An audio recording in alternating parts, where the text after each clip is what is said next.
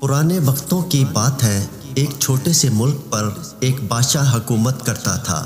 بادشاہ بہت ہی عیش پرست انسان تھا۔ اس بادشاہ کی ایک خوبصورت اور حسین و جمیل بیٹی تھی۔ ملکہ بادشاہ سلامت کو عیش پرستی سے بہت روکتی تھی، لیکن بادشاہ سلامت کسی کی ایک نہیں سنتا تھا۔ اس عیش پرست بادشاہ نے اپنے ملک میں ایک قانون بنایا ہوا تھا کہ جو بھی خوبصورت لڑکی زنا کرتے ہوئے پکڑی جاتی تو زنا کرنے والے لڑکے کو سنسار کر دیا جاتا، جبکہ اس لڑکی کے ساتھ بادشاہ سلامت ساری رات زنا کرنے کے بعد صبح اس کو پورے گاؤں میں برہنہ گھماتا۔ اس بادشاہ سے تمام رعایا بہت خوف کھاتی کہ غلطی انسان سے ہوتی ہے اور گناہ بھی انسان سے ہوتا ہے، اور اس کی سزا بھی اسلام کے مطابق دینی چاہیے، نہ کہ اس لڑکی کو برہنہ کر کے پورے گاؤں میں گھمایا جانا چاہیے۔ بادشاہ سلامت ہر وقت اسی طاق میں رہتا کہ کوئی لڑکی زنا کرتے ہوئے پکڑی جائے اور میں اس سے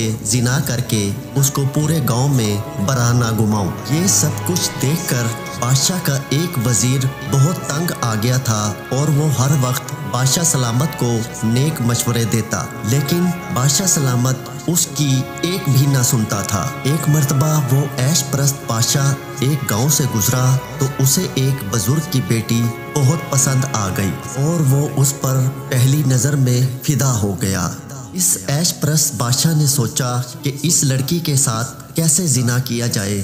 تھوڑی دیر سوچنے کے بعد بادشاہ سلامت نے اپنے محل کے ایک سپاہی کو ایک منصوبے کے تحت بھیجا اور کہا کہ گاؤں کی ایک خوبصورت لڑکی کو اٹھا کر ایک غار میں لے جاؤ اور تم اس کے ساتھ زنا کرنا، اور ادھر سے میرے سپاہی تمہیں رنگے ہاتھوں کر لیں گے۔ میں تمہیں دکھاوے کے لیے تھوڑی سی سزا دے کر اپنے ملک سے انعام و اکرام دے کر رخصت کر دوں گا، اور اس لڑکی سے اپنی زنا کرنے کی خواہش پوری کر لوں گا۔ وہ سپاہی محل سے نکل پڑا اور اس بزرگ کی بیٹی کو رات کو اغوا کر کے ایک غار میں لے گیا اور اس کے ساتھ زنا کرنے لگا۔ وہ زنا کر رہا تھا کہ بادشاہ کے سپاہی پہنچ گئے اور انہوں نے اس کو پکڑ کر اس لڑکی کو بادشاہ سلامت کے سامنے پیش کر دیا۔ بادشاہ سلامت معمول کے مطابق ساری رات اس لڑکی سے زنا کرتا رہا اور پھر اس کو برہنہ کر کے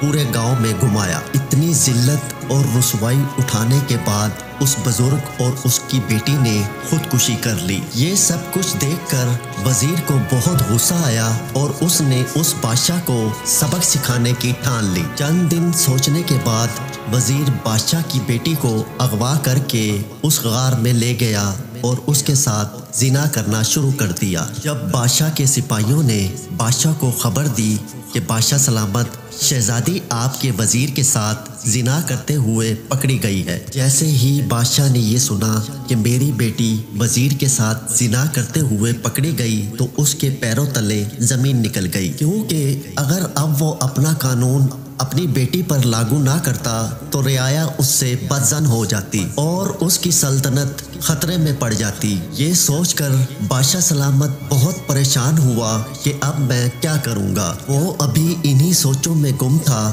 کہ اس کے سپاہی وزیر اور شہزادی کو پکڑ کر محل میں حاضر ہوئے۔ جیسے ہی وزیر محل میں داخل ہوا تو اس نے بادشاہ سے کہا کہ تم مجھے سنسار کر دو اور اپنی بیٹی کے ساتھ ساری رات زنا کرو، اور اس کے بعد اس کو صبح پورے گاؤں میں برہنہ گھماؤ، کیونکہ تمہارا قانون سب کے لیے برابر ہے۔ اگر تم نے ایسا نہ کیا تو تمہیں اپنی سلطنت کو کھونا پڑے گا۔ یہ سب سن کر بادشاہ بہت پریشان ہوا، کیونکہ ایک طرف اس کی بیٹی تھی جبکہ دوسری طرف اس کی سلطنت تھی۔ جب یہ خبر پورے ملک میں پھیل گئی تو تمام رعایا محل میں جمع ہو گئی۔ بادشاہ یہی سوچتا رہا کہ میں اپنی بیٹی کو بچاؤں یا اپنی سلطنت کو، لیکن اس بدبخت بادشاہ نے اپنی سلطنت کو ترجیح دی اور اپنی بیٹی کے ساتھ زنا کرنے کے لیے تیار ہو گیا۔ معمول کے مطابق شہزادی کو تیار کیا گیا، اور جیسے ہی وہ بدبخت بادشاہ کمرے کے اندر داخل ہوا